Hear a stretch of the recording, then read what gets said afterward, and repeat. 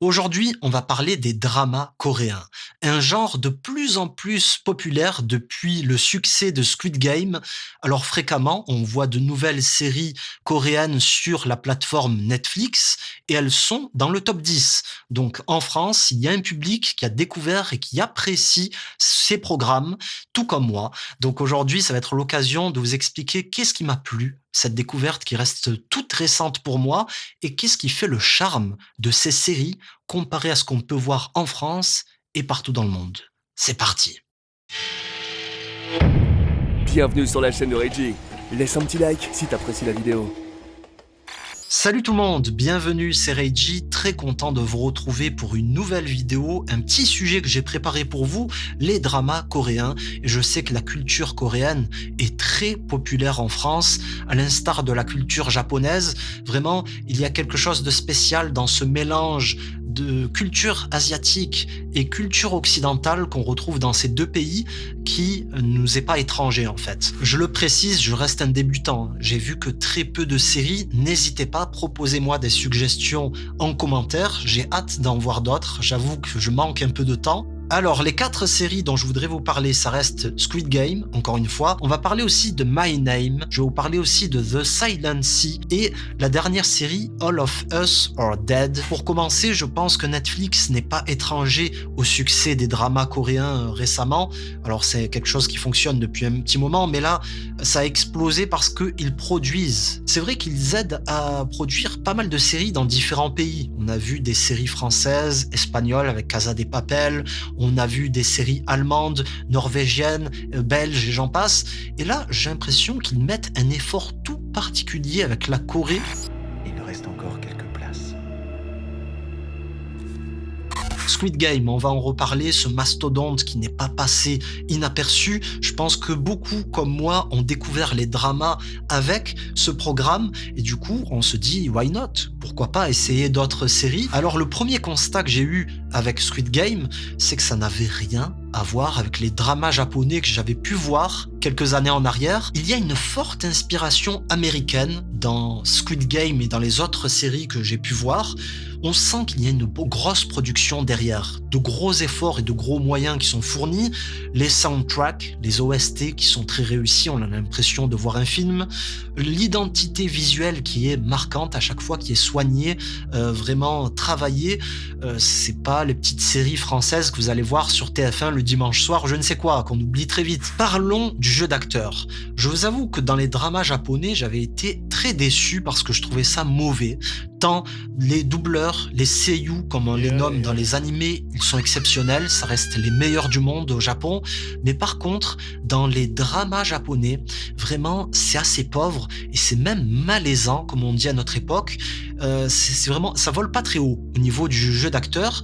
Et dans les dramas coréens, j'ai trouvé l'inverse, c'est-à-dire qu'il y a, j'ai l'impression, un budget plus conséquent, donc on va pas chercher des acteurs de seconde zone, on va chercher plus haut, et c'est ce qu'on voit notamment dans Squid Game, hein. Je tiens à vous parler aussi du doublage. Alors là-dessus, on en a discuté dans les commentaires, certains d'entre vous ne sont pas d'accord, d'ailleurs n'hésitez pas à rejoindre le serveur Discord si vous voulez discuter sur différents sujets, mais c'est vrai que certains d'entre vous préfèrent voir la série en voix originale. Moi, je vous avoue que j'ai regardé en voix française pour ne pas avoir un temps d'adaptation à la langue coréenne qui était toute nouvelle pour moi, c'est-à-dire à ses sons, etc., pour me focaliser sur l'histoire.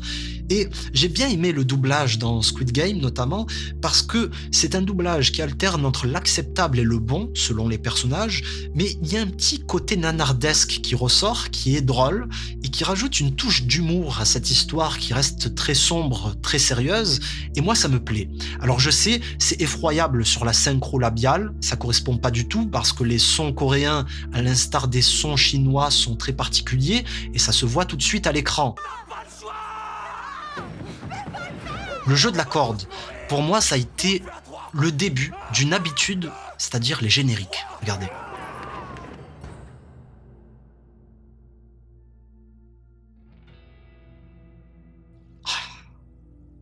Et moi, j'ai ce kiff maintenant. On a l'impression d'être au cinéma. Ouais, ce passage, je le surkiffe. Exceptionnel. Cette dramaturgie, on se dit, est-ce qu'ils vont mourir ou pas? Bon, on sait qu'ils vont survivre. Mais c'est tellement dramatique, ça s'arrête au pire moment. Et t'as juste ça, cet écran noir avec tout le casting pour t'imaginer la suite. Et moi, je m'amuse à faire ça. Je m'amuse, je me pose, j'écoute et j'imagine la suite de l'histoire. J'essaye d'analyser les événements de l'épisode du jour. Vraiment, c'est un gros kiff que j'ai. Et dites-moi si certains d'entre vous ont cette habitude bizarre. Ça reste aussi une histoire très profonde qui va être interprétée différemment selon les spectateurs. Et pour ma part, je l'ai vue 2 fois la série en très peu de temps, c'est dire sa qualité d'écriture. Pour en comprendre toutes les subtilités, vraiment j'ai eu besoin de la revoir et même lors du 2e visionnage, j'ai apprécié comme si c'était la première fois. Et avec tous ces points forts, cette série, ça a créé un effet, c'est-à-dire que beaucoup de séries coréennes se retrouvent maintenant dans le top 10 Netflix. Et oui, à chaque nouvelle sortie, c'est quasiment systématique, donc vraiment, c'est prometteur. Celui qui a tué ton père est un flic. Trouve-le. Et tue-le. Maintenant, on va parler de My Name. C'est un coup de cœur pour moi, tout simplement. J'ai pas fait de review là-dessus parce que j'ai vu ça un petit peu tardivement, mais vraiment, quelle série! On va commencer avec Han So-hee. J'espère que je dis bien son nom, mais c'est l'actrice principale de la série, vraiment, qui a délivré une performance exceptionnelle. Elle est très très convaincante, vraiment dans ce rôle de femme forte, exceptionnelle au combat, etc. C'est un perso que j'ai beaucoup apprécié. Ça change. Elle le dit en interview, elle a fourni un gros travail physique pour le rôle. Ça se ressent du coup. Elle s'est imprégnée de ce personnage. Elle a fourni beaucoup de temps et c'est d'autant plus surprenant lorsqu'on regarde des images en interview, et ça je l'ai remarqué souvent avec les acteurs coréens, c'est qu'au quotidien ils n'ont rien à voir. Et c'est vrai que souvent dans les séries ou dans les films on a des personnages bourrins mais ça reste des hommes. On va avoir les Stallone, les Statham, Keanu Reeves et j'en passe, voilà, des mecs qui cassent tout, qui flinguent tout ce qu'ils voient bouger. Et là c'est original de voir une femme charismatique, une femme forte. Vraiment ça apporte un vent de fraîcheur, surtout que de par sa féminité elle a une sensibilité, chose qu'on retrouve dans le thème, l'opening de chaque épisode avec le thème de la série My Name. Vraiment il y a cette part de sensibilité qui rajoute quelque chose, une certaine profondeur, et c'est particulièrement original. Et je voulais vous montrer ça. Wow, c'est magnifique, la classe! C'est très original dans la technique, c'est une séquence accélérée mais avec des images en moins, donc ça mélange l'accéléré, le saccadé, c'est très particulier, c'est contradictoire, mais vraiment, elle a trop la classe en filiature, elle va poursuivre quelqu'un, on la découvre en tant que policière. Cette série, c'est une mine d'or pour les chorégraphies de combat qui sont très nombreuses avec des plans séquences et vraiment c'est réussi. On sent que ça a été répété des dizaines, des centaines de fois. Vraiment, on en prend plein les yeux, ça rajoute une vraie crédibilité à la série. J'ai remarqué que les noms coréens sont pas évidents à retenir. Ils sont composés en 2 parties et ça complique un petit peu la mémorisation, et je l'ai remarqué en discutant au travail avec des collègues. Voilà, j'arrivais pas à citer les noms des différents protagonistes. Si j'arrive à en retenir, c'est parce que je produis des vidéos, donc je prends des notes, mais sinon ça reste très compliqué. Et même au niveau du spectateur qui regarde l'épisode et qui entend un tel a fait ceci, mais on se dit c'est qui lui déjà? Donc voilà, c'est un petit peu la difficulté. Je sais pas si c'est dû au fait que je suis complètement débutant. Le succès de l'opération ne fait plus partie de mes priorités. Parlons maintenant de The Silent Sea. Regardez-moi ça, ils voyagent, ils vont dans l'espace. Donc c'est la série la moins marquante des 4 pour moi, parce que l'intrigue et le rythme restent très lents du début à la fin. Alors c'est logique, en même temps, les événements se déroulent sur la Lune, du coup il y a peu de possibilités. En tout cas, l'impression spatiale est très réussie. On s'y croit vraiment, il y a ce calme, cette lourdeur, cette tension, l'isolement qui ressort de la série. Les effets spéciaux contribuent à tout cela, ils sont très bons. Voilà, ce que j'ai remarqué notamment avec les dramas coréens, chose inhabituelle parce que dans les séries télé, en général, ce sont des choses qui sont évitées parce qu'il y a peu de moyens, peu de temps, donc on évite d'en faire, sinon ça reste assez grossier. Luna, par exemple, dans la station Balae, qui est aussi bien retranscrite dans ses mouvements, elle va bouger super vite, elle est surhumaine, et ça aussi, ça m'a marqué, j'ai rarement vu des effets spéciaux aussi réussis. Alors est-ce moi qui regarde plus assez de cinéma, mais vraiment, j'en ai pris plein les yeux. Alors on a 2 persos de Squid Game dans cette série, on a notamment le mafieux, mais on a aussi Gong Yoo ou Gongyo. Je sais pas si je présente bien son nom, mais c'est un acteur dont vous m'avez dit beaucoup de bien. Et du coup, j'attendais de le voir. Et c'est vrai qu'il dégage quelque chose, il a un vrai charisme, même sans bouger, même sans parler, il a une prestance, c'est assez surprenant, c'est assez impressionnant. Niveau écriture, je vous avoue que j'ai pas été surpris, ça reste assez banal, malgré qu'il s'agit d'une série sur le voyage spatial, mais on oublie vite l'intrigue qui se limite en fait à un complot. Alors il y a quelque chose malgré tout qui reste intéressant, hein, la pénurie d'eau sur Terre, c'est un thème vraiment important. Du coup, il y avait matière à faire, mais je trouve qu'ils se sont limités sur des choses pour justifier le fait qu'il n'y ait pas d'action sur la Lune, c'est-à-dire un complot qui viendrait de la Terre. Maintenant, la quatrième et dernière série, c'est All of Us Are Dead, qui est très récente et qui, au moment où je vous parle, est encore dans le top 10. Vraiment, ça a été un gros succès. C'est le phénomène zombie qui cartonne en ce moment. C'est un renouvellement, en fait, du genre survival zombie. Ce sont des zombies ultra rapides. Les humains, lorsqu'ils sont mordus, se transforment très vite. Du coup, c'est l'horreur. Pas comme The Walking Dead, on va voir ces zombies qui vont mettre plusieurs secondes pour faire 3 pas. Là, vraiment, ça va super vite. Ce sont des champions du 100 mètres, ces zombies, c'est la folie.